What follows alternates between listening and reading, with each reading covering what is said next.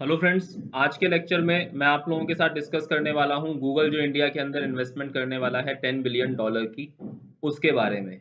तो देखेंगे कि ये पूरी खबर क्या है और इसमें एक एस्पिरेंट के लिए क्या चीज़ जाननी ज़रूरी है। आपको इस लेक्चर की स्लाइड्स टेलीग्राम लिंक से मिल जाएंगी जो मैंने डिस्क्रिप्शन में मेंशन करा हुआ है, और सी सेट की लेक्चर सीरीज का लिंक भी मैंने आपको डिस्क्रिप्शन में मेंशन करा हुआ है। एक चीज़ और, लेक्चर के लास्ट में आपको दो क्वेश्चंस मिलेंगे। अगर आप चाहें तो उनके आंसर्स लिख के मुझे मेल कर सकते हैं। I will review them and revert back to you on your mail IDs. तो चलिए शुरू करते हैं आज का लेक्चर। नरेंद्र मोदी जी और सुंदर पिच्चई के बीच में एक वीडियो कॉन्फ्रेंसिंग होती है, जिसके बाद ये डिसीजन लिया जाता है कि Google will invest 10 billion dollars in India. सुंदर पिच्चई और नरेंद्र मोदी जी दोनों ही ट्वीट करके इस चीज़ की जानकारी देते हैं। तो Google 10 billion dollar over the period of 5 to 7 years India में इन्वेस्ट करेगा। तो हम लोग जानेंगे कि मोड ऑफ इन्वेस्टमेंट क्या होगा, किस किस तरीके से गूगल इन्वेस्ट करेगा, और इसका जो प्रेजेंट गवर्नमेंट का जो विजन है आत्मनिर्भर भारत, उसके ऊपर क्या इसके रिpercussions हो सकते हैं। वो ये जो इन्वेस्टमेंट है वो आत्मनिर्भर भारत को किस तरीके से इम्पैक्ट कर सकती है, पॉजिटिव या नेगेटिव दोनों ही वे में। तो चलिए पढ़ते हैं। पास्ट वेंचर्स क्या क्या रहे हैं गूगल के। इंटरनेट साथी, इंटरनेट साथी एक प्रोग्राम था, गवर्नमेंट विजन था रूरल इंडिया में जो वुमेन्स हैं उनका डिजिटल लिटरेसी बढ़ाने का। देखिए इंटरनेट साथी, इसको ध्यान में रखिएगा, ये आपके लिए बहुत जरूरी है जानना। इंटरनेट साथी जो प्रोग्राम था वो डिजिटल लिटरेसी प्रोग्राम था among the women's in rural areas. और सुंदर पिचई जी ने मेंशन करा इस मीटिंग के दौरान कि around 30 million women were help by this program so far. और ये किस किस के साथ मिलके था, गूगल इंडिया, इंटेल और टाटा ट्रस्ट का ये एक कंबाइंड वेंचर था। उसके अलावा on November 1st 2013 the company invested rupees 3.13 crore on Sana Ventures in the seed funding round।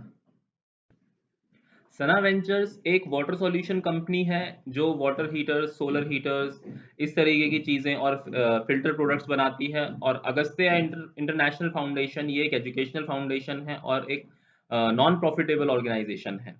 उसके अलावा इन्होंने क्यू मैथ पोर्टल में इन्वेस्ट करा था, जो कि एक ऑनलाइन पोर्टल था, ऑनलाइन एजुकेशन पोर्टल था। और एक गुड़गांव बेस्ड कंपनी में भी इन्होंने फंडिंग करी थी। ठीक है, तो ये गूगल के प्रीवियस वेंचर्स हैं, इनको आप ध्यान रख सकते हैं अपने आंसर में। जब आप आंसर लिखेंगे तो उसमें एग्जाम्पल की तरह यूज करने के लिए।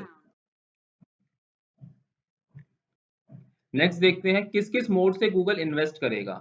सबसे पहले इक्विटी, यानी वो इक्विटी हिस्सेदारी खरीदेगा कंपनीज में, पार्टनरशिप साझेदारी करेगा, उन लोगों के साथ पार्टनरशिप्स करेगा।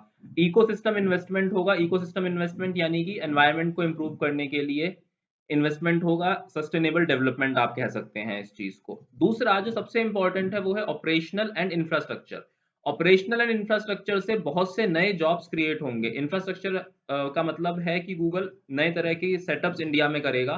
और ऑपरेशनल जैसे कि रिलायंस के साथ मिलकर, जियो के साथ मिलकर गूगल ने इन्वेस्ट करा है स्मार्टफोन्स बनाने के लिए। सस्ते स्मार्टफोन्स बनाएंगे, 5G बेस्ड स्मार्टफोन्स सस्ते, ये लोग रिलायंस के साथ मिलकर बनाने वाले हैं। तो इस तरीके के जो वेंचर्स हैं वो इंडिया के अंदर नया जॉब फ्लो लेकर आएंगे, मार्केट के अंदर नया पैसा लेकर आएंगे। और जो हमारी जो डिपिंग इकोनॉमी है, जो डिपिंग जीडीपी है, उसको एक बूस्ट मिल सकता है। दूसरा, गूगल की इन्वेस्टमेंट हेल्प इस तरीके से करती है कि ये मार्केट के अंदर एक पॉजिटिव सेंटीमेंट डिलीवर करती है। गूगल जैसी बड़ी कंपनी अगर इंडिया में 10 बिलियन डॉलर इन्वेस्ट करती है तो इसका मतलब ये है कि गूगल ये कहने की कोशिश कर रहा है, या इससे ये चीज इंप्लाय होती है कि जो इंडियन मार्केट है वो अपॉर्चुनिस्ट किस्म की है, उसमें आगे आपके लिए बहुत सारी अपॉर्चुनिटी आ सकते हैं, बहुत से अवसर आपके लिए पैदा हो सकते हैं। तो अदर इन्वेस्टमेंट भी इंडिया में आ सकते हैं, अदर इन्वेस्टर्स भी इंडिया में इन्वेस्टमेंट करने के लिए इच्छुक हो सकते हैं। प्लस यहाँ के जो लोकल इन्वेस्टर्स हैं या जो स्मॉल स्केल और मीडियम स्केल जो इन्वेस्टर्स हैं वो भी इससे मोटिवेट होंगे और मार्केट के अंदर नया पैसा फ्लो हो सकता है, जो आज की प्रेजेंट सिचुएशन में जो बहुत कम है, इन्वेस्टमेंट्स बहुत कम है, लोग पैसा मार्केट में इन्वेस्ट नहीं करना चाहते हैं for the very obvious reasons. तो इस चीज को आप ध्यान में रखिएगा किस किस मोड से गूगल इंडिया में इन्वेस्ट करने वाला है। नेक्स्ट देखते हैं पर्पस ऑफ इन्वेस्टमेंट क्या है। Firstly the 75,000 crore investment will focus on help in enabling affordable access and information to every Indian irrespective of the language। Internet access हर बंदे को मिलना और उसकी लोकल लैंग्वेज में मिलना, ये उनका ऑब्जेक्टिव है। उसके बाद हेल्थ और एजुकेशन जैसे सेक्टर में आप आर्टिफिशियल इंटेलिजेंस का इस्तेमाल करेंगे। आर्टिफिशियल इंटेलिजेंस के थ्रू आप हेल्थ और एजुकेशन जैसे सेक्टर को आप इम्प्रूव करने की कोशिश करेंगे। और हेल्थ सेक्टर में आर्टिफिशियल इंटेलिजेंस का आजकल बहुत बड़ा रोल है, क्योंकि पेंडेमिक जैसी सिचुएशन में जहाँ पर कोविड-19 एक कंटेजियस बीमारी है, वहाँ पर इंसानों का काम करना डायरेक्ट एनवायरनमेंट में बहुत खतरनाक हो सकता है। तो आर्टिफिशियल इंटेलिजेंस वहाँ पर आपको बहुत हेल्प कर सकती है। आर्टिफिशियल इंटेलिजेंस का एक छोटा सा एग्जांपल देता हूँ। अगर आप जीमेल पर कोई मेल लिखते हैं और उस मेल में आपने लिखा I am attaching my resume, और आप रिज्यूमे को अटैच करना भूल जाते हैं मेल में, तो जैसे ही आप सेंड बटन के ऊपर क्लिक करेंगे तुरंत एक पॉपअप आएगा कि आपने मेल में लिखा है आई एम अटैचिंग, लेकिन आपने कोई फाइल नहीं अटैच करी है। ये किसका एग्जाम्पल है? ये एक आर्टिफिशियल इंटेलिजेंस का एग्जाम्पल है, जहां पर सिस्टम को सिखाया गया है शब्दों को पढ़ना और उन शब्दों के मतलब निकालना। जैसे ही सिस्टम ने देखा अटैचिंग वर्ड है, इसका मतलब कोई अटैचमेंट होनी चाहिए, लेकिन अटैचमेंट नहीं मिली, इस चीज को बोला जाता है आर्टिफिशियल इंटेलिजेंस। ये एक एग्जाम्पल है। दूसरा, सुंदर पिचाई का ये विजन है। उन्होंने ये अपना विजन क्लियर करा कि एआई फ्लड फोरकास्टिंग सिस्टम बनाने की उनकी कोशिश है, इस तरीके का सिस्टम डेवलप करने की कोशिश है, ताकि पहले से ही आपको नेचुरल डिजास्टर की वार्निंग मिल जाए और एरिया को इवैक्यूएट कराया जा सके, ताकि ज़्यादा से ज़्यादा लोगों की जान बचाई जा सके और जान और माल दोनों ही चीज़ की कम से कम हानि हो। उसके अलावा गूगल ऑलरेडी एक बोलो ऐप, जो कि एक लर्निंग ऐप है फॉर द प्राइमरी स्टूडेंट्स, ये काम करती है गूगल के स्पीच रिकॉग्निशन और टेक्स्ट टू स्पीच, इन दो टेक्नोलॉजीज के ऊपर ये काम करता है ये ऐप। और ये बच्चों को सिखाने के लिए, प्राइमरी लर्निंग के लिए ये एक बहुत अच्छा ऐप है जो कि गूगल ने ऑलरेडी बनाया हुआ है।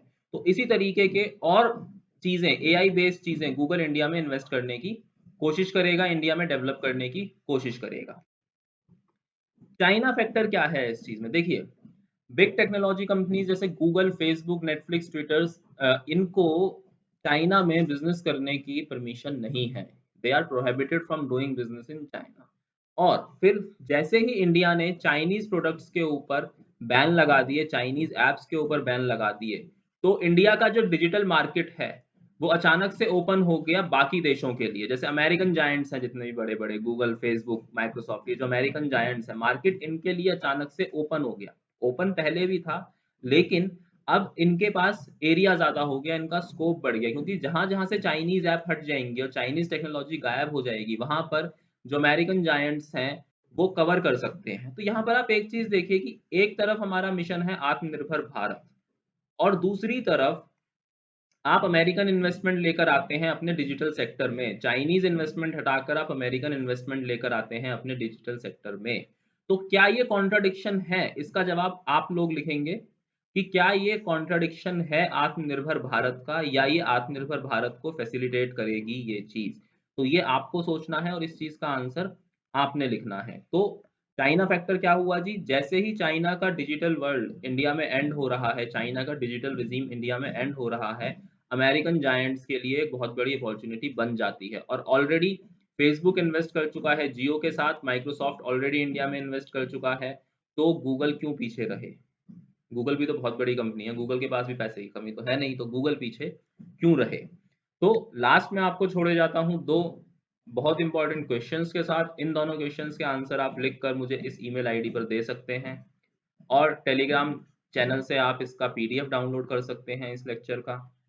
उसके बाद आपके जो भी आंसर्स होंगे मैं उनको रिव्यू कर कर और उनके ऊपर जो भी कमेंट्स होंगे वो आपकी ईमेल आईडी पर ज़रूर रिवर्ट मैं आप लोगों को करूँगा। Thanks for watching this lecture. Please like, share and subscribe the channel, और बेल आइकन दबा दीजिएगा ताकि आपको सारे अपडेट्स और नोटिफिकेशंस चैनल के मिलते रहें।